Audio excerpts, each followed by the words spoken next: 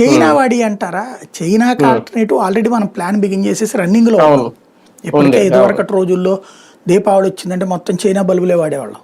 ఇప్పుడు మన బల్బులు వాడుతున్నాం. మరి చాలా వరకు ఇంకా మారాలి ఖచ్చితంగా. అయితే చైనా అమెరికా కలిసి ఏం ఆడట్లేదు.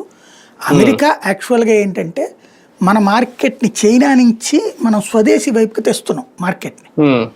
దాన్ని వాడు క్యాప్చర్ చేయాలనుకుంటున్నాడు అమెరికా వాడు. ఎస్పెషల్లీ డైరీ ప్రొడక్ట్స్ అంటే వాడి దేశంలో బల్క్ ఫార్మర్ ఉంటాడు. మన దేశంలో చిన్న కమతాలు అంటే ఎకరము, అరెకరము, పావు ఎకరం ఉండే కమతాలు ఉంటాయి మన దగ్గర. వాడి దేశంలో 100 ఎకరాలు, 500 ఎకరాలు, 1000 ఎకరాలు పొలాలు ఉంటాయి ఒకటికి. వాడు అక్కడ 50% సబ్సిడీకి ఇస్తాడు.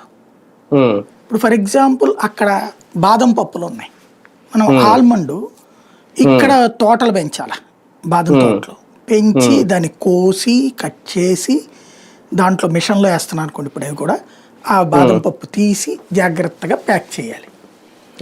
ఇది ఇక్కడ చాలా వర్క్తో కూడుకున్నటువంటిది. ఎందుకని ఎక్కడో అక్కడ అన్ని ఒకే చోట బాదం ఇవి లేవు, ఎక్కడెక్కడో ఉన్న చోట కొనుక్కొచ్చుకోవాలి వీడు.